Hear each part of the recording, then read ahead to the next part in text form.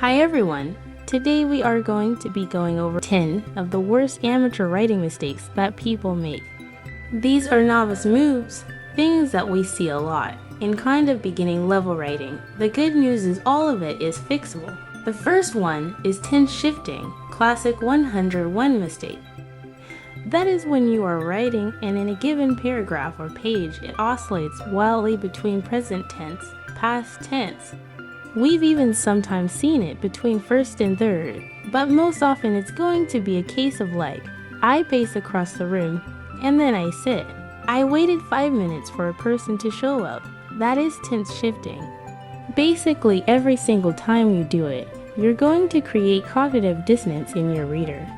It's confusing, frustrating, and it's going to make them stop reading, which is not what you want. You want consistency.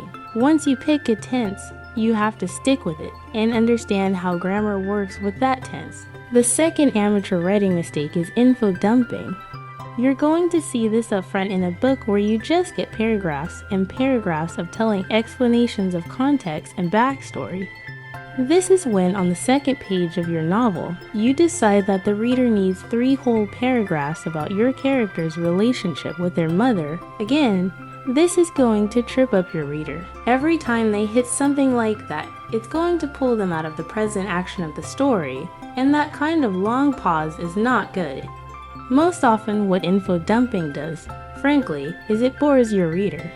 There is an artful way to dispense necessary information and build suspense, and info dumping is not the way. The third amateur writing mistake is excessive dialogue tags.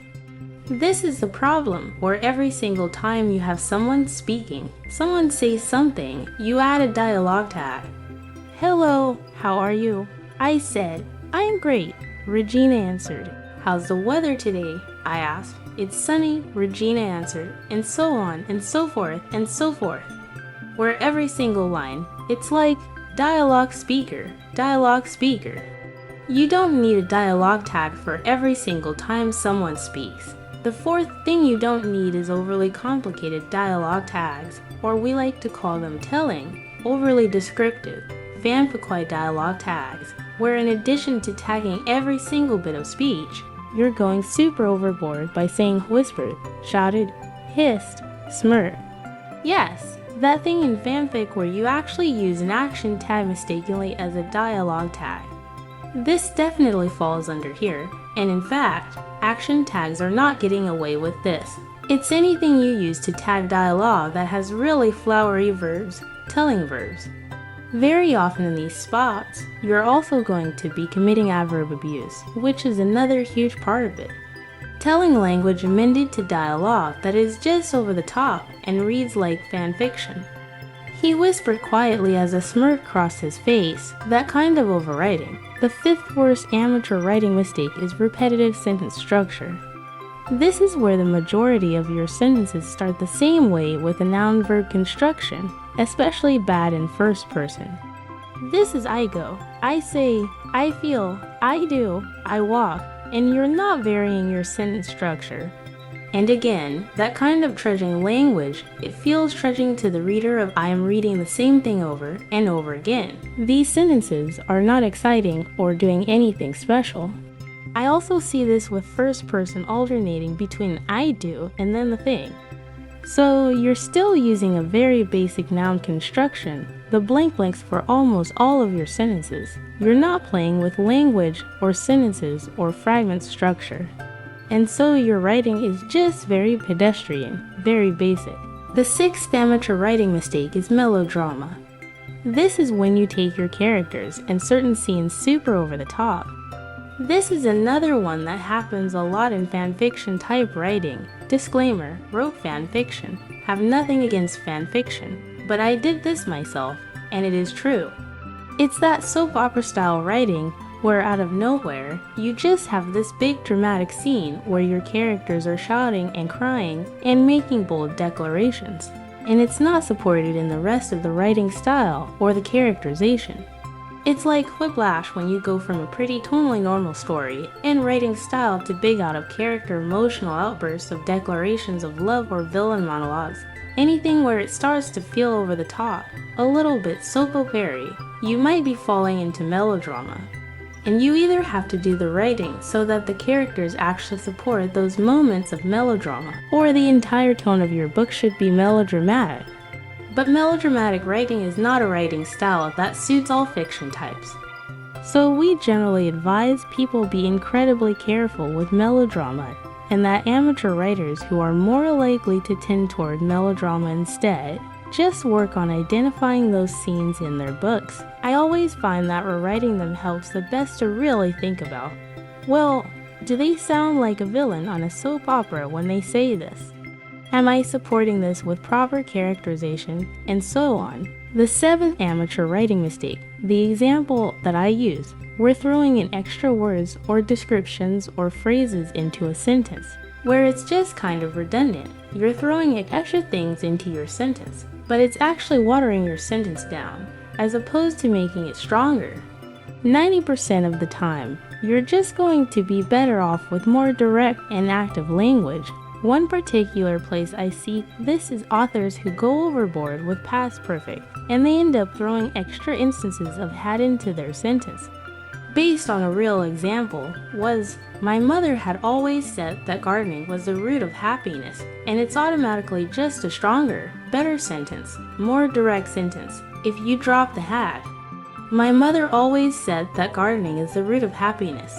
Direct statements, you want to remove conditional phrasing, essentially was something like, I walked so fast, I practically ran.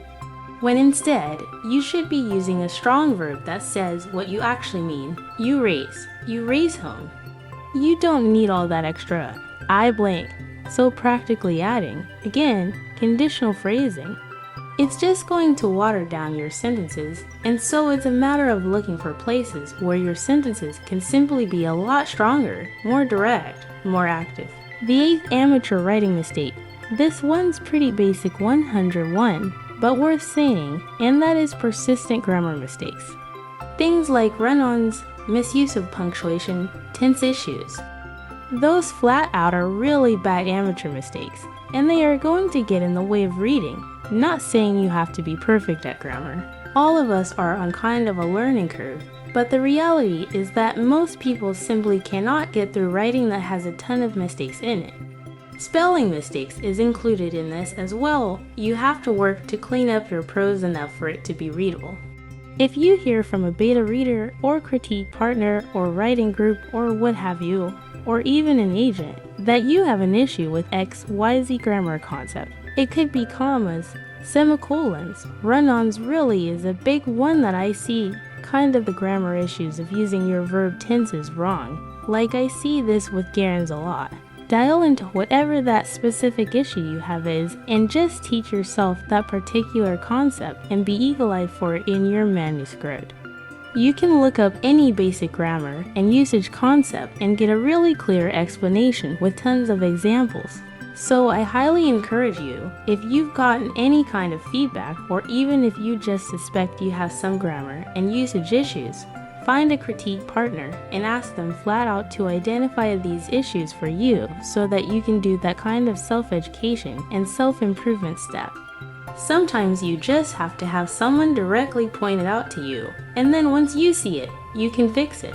The 9th amateur writing mistake is writing where you have a ton of scenes, often early in the book, but you can do it throughout an entire book, where it's basically characters just kind of ending up in random places and having random conversations.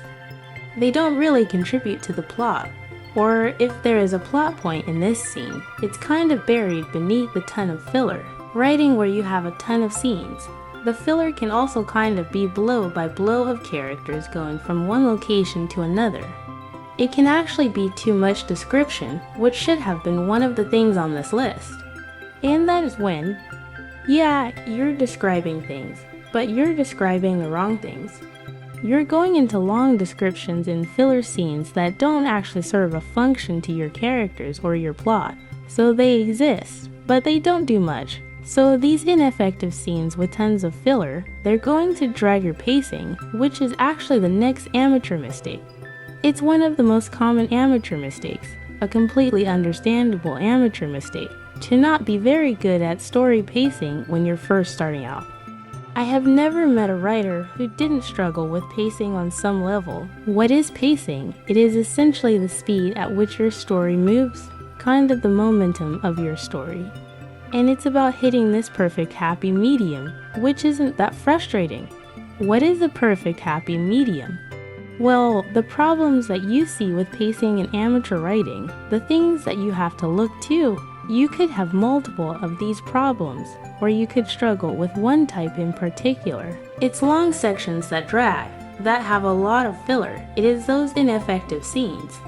Or it could even be scenes that you need to have in the book, but you're dragging them out with excessive dialogue, excessive conversation, excessive navel-gazing from your character. Info dumping can play into pacing issues. You can also have pacing that's too fast. Fast pacing isn't always a good thing because the happy medium of pacing, it's a combination of the reader getting the information they need when they need it, building suspense and tension, character development, world building, and emotional response. You have to consider the emotional reading experience of your reader, especially if you have a problem with rush pacing. You always have to give scenes room to breathe, either within those scenes or immediately following a fast-paced scene. The readers need that room, the characters need that room. And so rush pacing is a case where bam, bam, bam, bam, things happen, but there's nothing like connective thread. There isn't enough connective thread, especially emotional character connective thread between them. This can also happen when you have all a plot and no B-plot, which boils down to your plot is too simple. So you can either have drag pacing or rush pacing, and you can also have them in the same book in different parts. It's most common to see drag pacing in Act 1 and rush pacing in Act 3, but some people suffer from the rush in Act 2 because it's hard to write, or vice versa. They're discovering Act 2, so they drag their pacing.